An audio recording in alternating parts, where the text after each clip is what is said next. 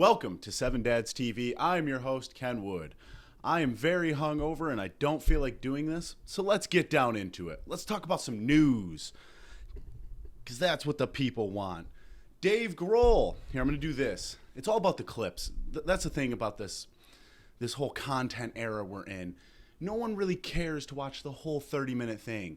So I'm just going to do things to make clips, and then that's how I'll blow up, and that's how I'll be the alt-right Matt Rife that I always wanted to be. All right. Yeah, so we got to do this. Dave Grohl.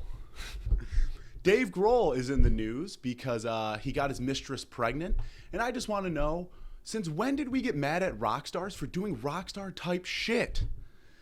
Dave Grohl getting his mistress pregnant is easily the coolest thing he has done since he killed Kurt Cobain. Fucking thank you, man. God, someone had to shut up that whiny little bitch. I swear, Kurt Cobain got shoved in a locker one time, and then he made a career off of whining about it. Fucking, let's be honest here, guys. Weezer, Smash Mouth, Sugar Ray, from Boys to Men, 98 Degrees, the one rapper that did the Humpty Dumpty song, all better than Nirvana. All mean more than Nirvana. Fuck Nirvana. Nirvana's fucking gay, okay? We're just gonna flat out say it, dude. Oh, dude, you fucking paint your fingernails? Oh, dude, you're so fucking edgy, man. Oh, thank God. And then people say that Courtney Love is the one that killed Kurt Cobain. That woman doesn't even know how to clean a bathroom, let alone fucking operate a 12-gauge shotgun. Do you really think if you walk into Courtney Love's bathroom right now, she's going to have an absolutely clean bathroom? I don't fucking think so, man. I bet that bathroom's probably disgusting. She probably doesn't know how to clean a toilet. I bet the bathtub hasn't been cleaned in years. You know? It was definitely Dave Grohl. But why are we getting mad at this man for knocking up a fucking 20-year-old? Who fucking cares? I hope that they actually write some rock and roll songs about that. The Foo Fighters are basically like a really gay, even gayer Ellen John at this point. Every rock and roll, person who was big in the 90s, even people like Howard Stern, Green Day, Foo Fighters, Dave Grohl, they all just turn into 90s lesbians at the end of the day. Like, they all look like middle-aged lesbians, Who in their right mind is going to look at Howard Stern for real political insight? Like, are you fucking serious? Who's going to do that? And I find it funny how Green Day, make a whole career off of hating Dick Cheney, and now who supports the same people as Dick Cheney? Wow, look at that. Look at that. All right, I'm ranting. I'm pretty hungover. Oh God, Dave Grohl. Cross that one off the list. Dave Grohl. Goddamn. All right, let's keep it going. Oh God. All right, P. Diddy. Yes, so P. Diddy got arrested for trafficking. I know, I wasn't really following this whole story, but I took a nap, and I woke up, and there was a news article, and it was a picture of P. Diddy and Mark Wahlberg, and it said, P. Diddy arrested for trafficking. And I said, God damn, that is disgusting. Who can be friends with Mark Wahlberg? It's fucking 2024, and you're going to tell me you're friends with Mark Wahlberg? Fucking disgusting, okay? Disgusting. You know what? We used to have morals in this country, okay? We used to have morals. We used to have values. We used to care about family values. And now we're hanging out with Mark Wahlberg? God. The end of this country can't come fucking soon enough. Fucking disgusting. Fuck. My favorite thing about Mark Wahlberg, actually, is if you guys have ever seen the interview of him doing him talking about 9/11, he says that if he was on the plane during 9/11, things wouldn't have gone down like that. And to be honest with you, I'm not going to sit here and say that I pray for another 9/11 to happen. But God, if there ever was another 9/11, can we just please put Mark Wahlberg on that plane? I just really, really like picturing Mark Wahlberg sitting down in his seat, and then terrorists bust in and like, everyone on the fucking ground. look, I know the government says that, the terrorists were Middle Eastern, but we all know the government did that shit. Jet fuel can't melt steel beams. Stay woke, young Padawans. But yeah, so they bust in and they're like, oh my God, everyone on the fucking ground. And then the camera just pans to Mark Wahlberg, and Mark Wahlberg's like, I wouldn't do that if I were you. And they're like, who the fuck said that? It goes back to Mark Wahlberg, and he's like, things aren't going to go down like that. And then it goes back to the terrorists, and the terrorists are like, is that fucking Mark Wahlberg? And then they fucking kill him because it's fucking Mark Wahlberg. Dude's like fucking 5'4", okay? He's not intimidating. He looks like a Jack Teletubby. All right? The dude has multiple hate crimes against him, and we just excuse it because he's from Boston. And honestly, I don't even care that he has hate crimes. I care that he fucking came out with those whack-ass burgers. Wahlburgers? Oh, man. You guys ever eat those? Fucking disgusting, really. I mean, they're really gross, actually. Very underseasoned. I don't know if everyone in Boston has never, had any type of seasoning besides salt and pepper, but god damn.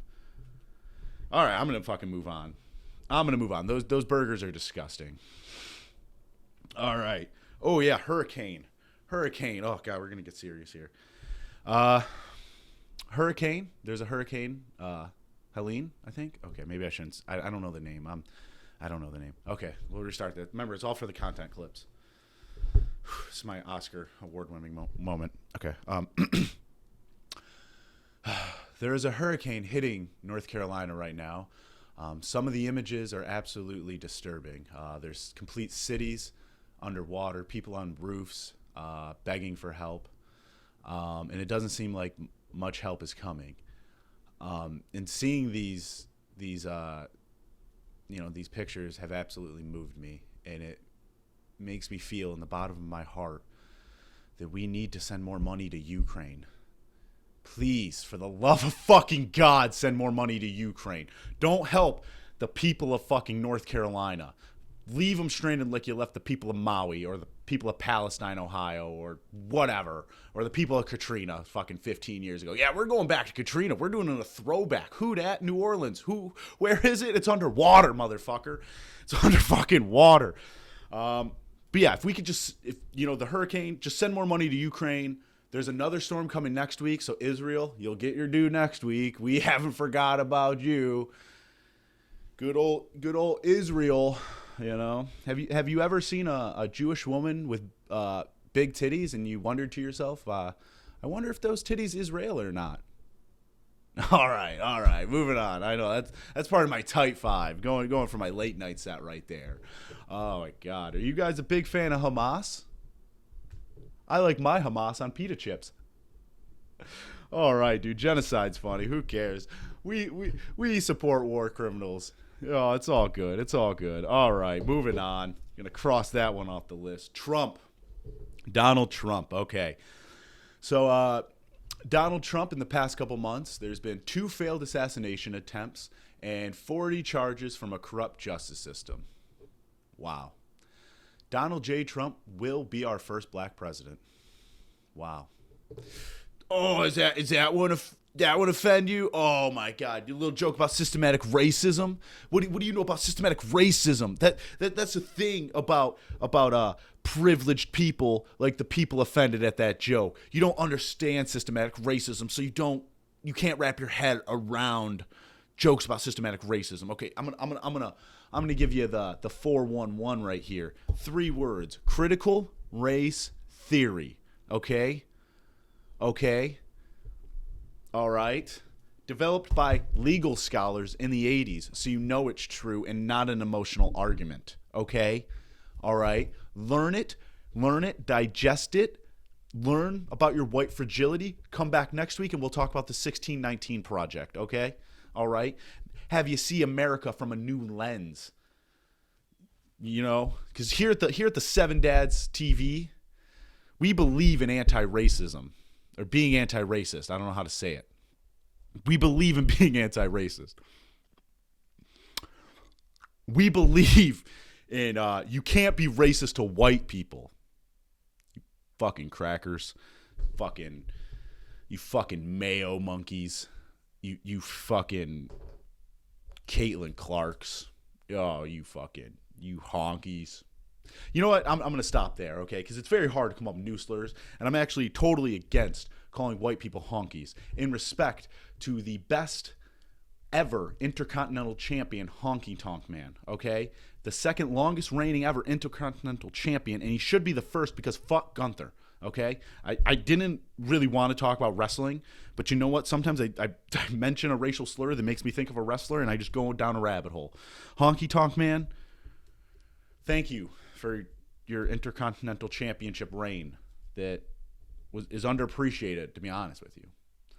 All right, what the fuck was I talking about? Jesus Christ. Oh, my God. Yeah, I feel like, the debate that we saw, Kamala versus Trump, that was a very good, metaphor for what America is. That debate was like walking into a really ghetto Walmart, okay? Like, you walk in and you got some overweight fat white dude just yelling about ducks or some random shit. And you're like, what the fuck is that guy on? Jeez, I hate this fucking place. And then you go around the fat white dude yelling about ducks. And then you see a fucking black woman talking on speakerphone really, really loud. And talking about, personal stuff, too. Like, she's talking about how her baby daddy's locked up and shit like that. Like, this is... But she's making no sense while she's doing it. She's just... It's like, why is your baby daddy locked up? Now I'm listening from the other aisle because I want to know how this dude even has... visitation rights to his kid, but you're not really saying anything. That's what that debate was like, okay? That's what that debate was like. We're fucked either way. I'm not a big conspiracy person, but I'm a firm believer that we're all fucked, okay? We're done for. Oh my God, man. This country's done and out, man. You know what? But let's enjoy it. Let's fucking enjoy it. What else? What's cool is happening in our society? I don't know. We'll fucking move on. I will say that I was going to talk about, the race riots in Britain and political racial figures like Tommy Robinson. I was going to talk about maybe the really close election in Venezuela and how they're blacking out Twitter now from reporting on it because there was riots because they won't do a recount. Or maybe I was going to talk about how Brazil had really close elections, and now they're blocking out Twitter because they're not doing a good job of blocking what Brazil deems as misinformation. I was going to talk about all that, but who gives a fuck about world politics? Not Americans. No. Let's talk about something fun, like Chimp Crazy. God, Chimp Crazy, dude. Oh my God. Great, dude. White women, exotic animals. Oh, man. Same guys that produced the Tiger King. Oh, my God. It's just so cool. So cool, man. Oh, man. People are so wacky. So wacky. That Chimp Crazy. Nothing else in our society is rotting away at the very foundation of Western civilization. We just love watching Chimp Crazy and white people with exotic animals. Man, I love that. Dude, Beetlejuice 2? Oh, great. Beetlejuice 2. Oh, my God. I am scared for Western civilization. I'm scared. But you know what? Wednesday season 2 coming out. Oh, God, I am scared. I am scared to have children in this world. But you know what? When they're growing up, I bet they'll have Beetlejuice 3. Probably won't have freedom of speech, but hey, man. I hope they grew up with Wednesday season 3 because, damn well Netflix takes a fucking decade to come out with the second season. It's all good. All good. Writing that one off. Britain, Venezuela, Brazil, American slop, Chimp Crazy. Yep. Isn't that off? I like how let's go back to politics. Kamala visited the border for the first time. Border Patrol kind of called her out because it's 38 days before the election. And it's amazing that every time they try to do stuff like that, there's always a photo op, or they always like 6 months ago, I think Biden had to meet with Jesse Jackson when people were talking about the border, because right when you get accused of doing something bad, what do the liberals do? They go run to Jesse Jackson, because what do liberals need to do? They need to pledge allegiance to Jesse Jackson. That's the thumbnail. That's the best I could do for this episode. It's really all about the thumbnails nowadays. I mean, my last solo podcast got like 500 views, and it's really only because I said that Tucker Carlson was my dad, and that was a thumbnail. It really is that. And sure, it did go. It hit the right audiences, and I think there was a good response to it. But I really think that the thumbnails is kind of the biggest part of YouTube. It's not really the substance; it's the thumbnail. So if I could get a good pledge allegiance, yeah, I'll do that. Yep. There we go. Yeah, you got to pledge allegiance to Jesse Jackson. There we go. All right. People keep talking about sex education in schools, and honestly, I find it kind of disturbing because back in my day, we didn't have sex education. We just went on Omegle and watched grown men jerk off, and that's how we figured out what stuff was. You know, that was real education. We learned what to not do. You know, we learned anatomy from watching that. You know, where it's just a clip of like, it's just the camera view, the laptop camera view of the fucking the man tits and the beer belly stomach. That's how we learn, man. You know, I will say though that people always say like, oh, back in my day we didn't have transgender people. Like, yes, we had transgender people. We didn't call them transgender. We called them juggalos. You know? Learn it. People adapt. People change. You know? They were there. They were just, you know, doing their own things. Going to night school, dropping out at 16, you know? They were the first kids to smoke cigarettes, you know? Oh, God. What else? Trailer park. Yeah, I grew up in a trailer park. I know that's kind of fucking random. Grew up in a trailer park. And people always, you know, think that growing up in a trailer park was really bad. But honestly, I'm doing pretty good. I'm still white, you know? I'm doing good. I mean, I grew up in a trailer park, and I look like I'm oozing white privilege, you know? I look like white privilege was a menu item at Subway, you know? I look like a femboy Tucker Carlson, you know? I look like a bully in a Disney Channel movie. You know, it doesn't matter how poor I am. I'm just privileged just because I look like this, you know? But growing up in a trailer park was pretty cool. You know, it was pretty cool, you know? If you grew up in the suburbs, you had lemonade stands. If you grew up in a trailer park, you stole Cadillac converters. You know? That was the difference. Which Cadillac converters, you make so much more money, you know? I don't know how lemonade stands are making money. Are they putting lean in the lemonade? That'd be a real business, man. And then everyone always says like, you know, trailer parks, like they always associate it with white trash. Everyone thinks if you live in a trailer park, you're white trash. But joke's on them because we have juggalos of all different races. All different races. That's right. 2 juggalo jokes in a minute. They don't really go well together like that. They don't. But you guys get what I'm going for. You guys get it. All right, juggalos. Off the list. Got them. Oh, God. You guys, I just saw a preview for the new Fast and Furious movie. But this one is Tyreek Hill running away from the consequences of his own decisions. Yeah, no. Someone's going to be pissed at that. That one's going to be a clip. But who knows, you know? Who knows? That one's going to be a clip. But, all right, Tyreek Hill, police brutality, off the list. All right. The McMahon documentary. God, my grown autistic nerd shit goes crazy when we talk about wrestling. The McMahon documentary was awesome, and my biggest takeaway from it was I will say this. I'm going to redo that again. My biggest takeaway from it was that wrestling fans are the most insane, terrible people you have ever fucking met. Every single person who was a Vince McMahon fan going into that documentary, their opinion did not change one fucking bit. They just go, yeah, that sounds like something McMahon would do. Like when they say that he named sex toys after wrestlers, absolutely he did. That is totally something Vince McMahon would do. He definitely had a Hulk Hogan, a Macho Man. He had an Ultimate Warrior. But I just want to know, what was the Mark Henry? Where was the Ahmad Johnson? You know? How big and black were those fucking dildos? Let's be fucking honest. I need to see that in the court docs. Oh, man. What else? Fucking A. I just went to Italy. And I was very excited to try Italian food because everyone told me that it's fresh and it tastes so much better. And honestly, all the food in Italy tastes like shit. There are zero microplastics in the entire country. I couldn't find any microplastics, okay? And then when I was getting sick from the lack of microplastics, I took a sip of water, spit it right out. No lead. No lead. How can you drink any water with no lead? It's disgusting. It has no bitter taste to it. Oh my God.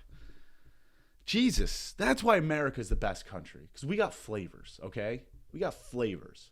They come in all different types of cancer. All right. Okay. All right. Yeah, so I think that's going to be it. I don't know. I'm trying to do these faster. So before I sign off, if you want to see me do comedy, if you want to see me do stand-up, I'm going to be at the Detroit to LA semifinals competition November 12th at 7:30 at Mark Ridley's Comedy Castle in Royal Oak. I won the first round on audience vote. If I win this round, I have one more round after that, and maybe I could potentially win a paid trip to Los Angeles to perform at some of LA's top comedy clubs. This is the biggest comedy competition we have in Michigan, and I'm extremely blessed and excited to be part of it. And winning the first round was absolutely fucking awesome. Maybe I'll post a picture here because we took a cool picture. Maybe I'll post a picture here. Now that I'm thinking about it, I don't want to put Scott, the judges winner, on here. I don't think Scott's gonna really like some of this content. Maybe I'll block Scott's face out. Yeah, I don't know about putting his name. I don't know about saying his last name. I just don't think Scott's really gonna like this type of material. Very funny guy. Very funny guy. I'm not saying we don't get along, because me and Scott get along, okay? I just don't know if I should put his face on this, you know. The rap episode's gonna be Pledge Allegiance to Jesse Jackson. I don't know if he doesn't really seem like the type of guy that would find that funny. I don't know, who knows? Yeah, I'm just fucking improvising at this point. So if you want to see me do comedy, semifinals of Detroit to LA, November 12th at the Comedy Castle in Royal Oak. The lineup is absolutely stacked with some amazing comedians, some of Michigan's best. So I'm very excited. So yeah, come out to that. Follow me on all social media. Tell your mom you love her. Don't eat cats. Don't eat ducks unless they're deep fried, served with ranch. Am I right? Hey, anything's deep fried and served in ranch. Am I right? All right, guys.